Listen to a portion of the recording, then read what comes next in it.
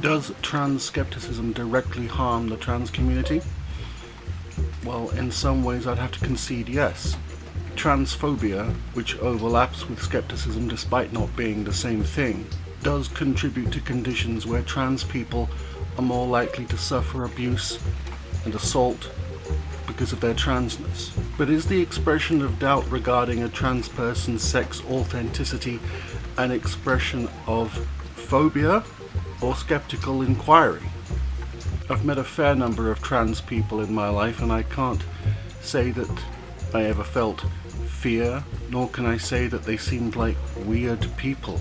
And yet I do not feel comfortable saying that trans women are women, or that trans men are men, because there are too many instances in medical situations, sports, prisons, in sex, where the truth of such a claim is going to begin to wobble and crack, and I can't ignore it when it does so without embracing intellectual dishonesty.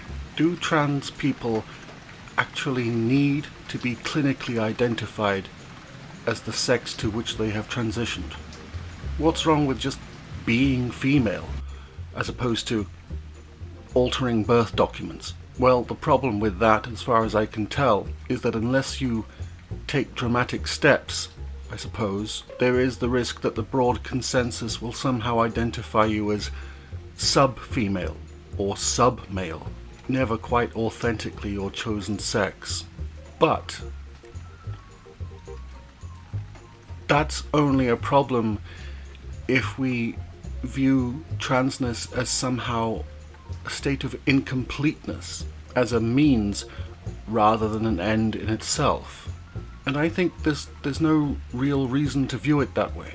I think that we're too concerned with passing and trying to fold trans people into traditional models of maleness and femaleness, whereas I think personally instead the best future lies in raising the status of trans as a distinct category.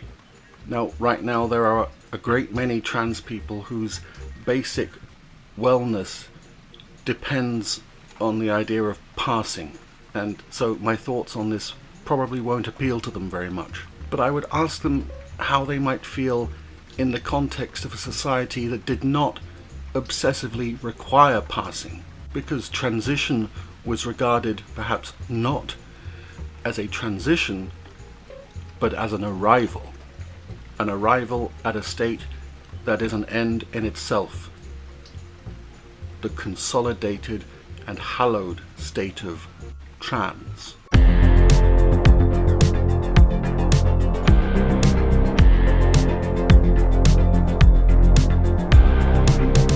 Which of course in the far future is a state that everyone will occupy.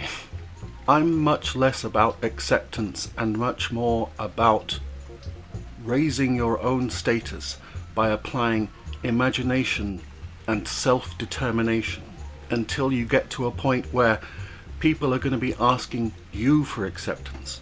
You find yourself powerless? Well, this is the way to get power. Of course, a thing that stands in the way of this sort of proposal is the lack of accommodation for trans people in our current infrastructure. But at least that is a material thing that we can tackle.